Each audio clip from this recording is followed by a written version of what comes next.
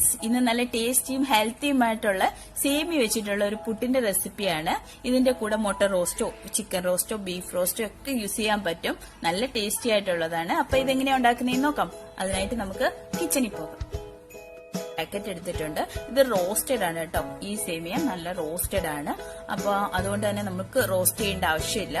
ഇത് നല്ല ലെന്തി ആയിട്ടുള്ളതാണ്. ഇനി നമുക്കിതൊന്ന് പീസ് ചെയ്തെടുക്കണം. അതിനായിട്ട് ഞാനൊരു പാത്രം വെച്ചിട്ട് ഇതുപോലെ ഒന്ന് ചെറുതായിട്ട് പൊടിച്ചിട്ട് കൊടുക്കുകയാണ് ചെയ്യുന്നത്.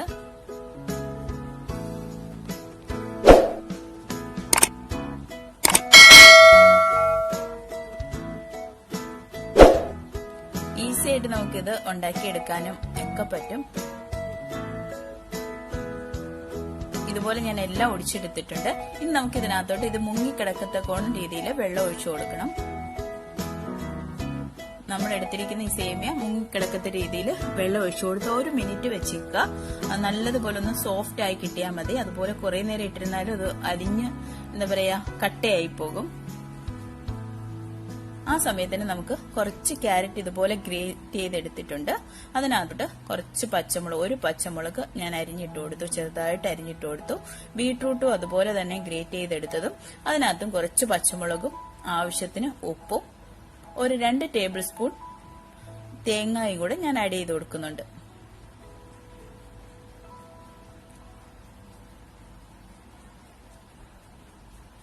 അതിനുശേഷം നല്ലതുപോലെ മിക്സ് ചെയ്തെടുക്കാം.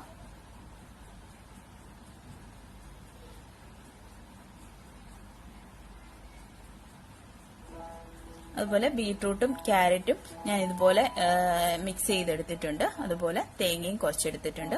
ആ സമയത്തിന് നമ്മുടെ സേമിയ കറക്റ്റ് ആയിട്ടുണ്ട്. ആ സേമിയ വെള്ളത്തിൽ നിന്നൊക്കെ മാറ്റിയെടുത്തു.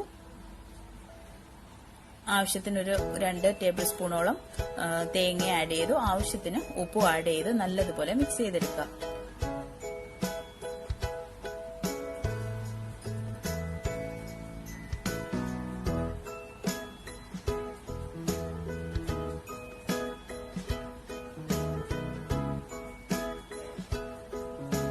അതിനുശേഷം നമുക്ക് നേരത്തെ അരിഞ്ഞു വെച്ചിരിക്കുന്ന, അതായത് മിക്സ് ചെയ്ത് വെച്ചിരിക്കുന്ന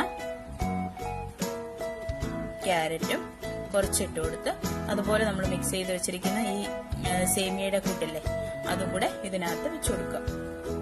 മേൽഭാഗത്തായിട്ട് കുറച്ച് ക്യാരറ്റ് ഞാൻ ഇതുപോലെ സ്പ്രെഡ് ചെയ്ത് കൊടുക്കുന്നുണ്ട്.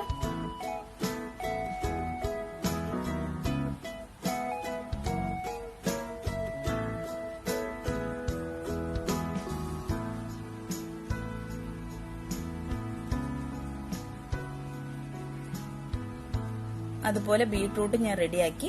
ഇനിയിപ്പോ കുറച്ച് ബീഫും കൂടെ ഞാൻ ഇതുപോലെ ഒന്ന് സ്പ്രെഡ് ചെയ്തിട്ട് ഒരു വട്ടം ഇതുപോലെ ബീഫും കൂടെ സ്പ്രെഡ് ചെയ്ത് വെച്ചു കൊടുക്കുന്നുണ്ട്.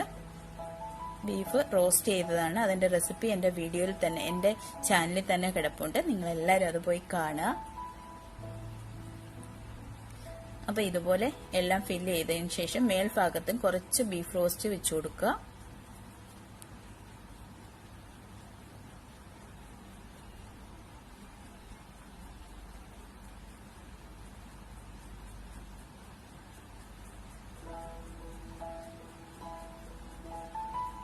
ഇത് കുക്കറിൽ വെച്ചു കൊടുക്കുന്ന പുട്ടിന്റെ പാത്രമാണ്. കുക്കറിൽ വെള്ളം ചൂടായിട്ടുണ്ട്. അപ്പൊ നമുക്കിതൊന്ന് വെച്ചു കൊടുക്കാം. ഒരു 2 മിനിറ്റ് കഴിയുമ്പോൾ, ആവി വന്ന് 2 മിനിറ്റ് കഴിയുമ്പോഴത്തേക്ക് ഇതായി കിട്ടും.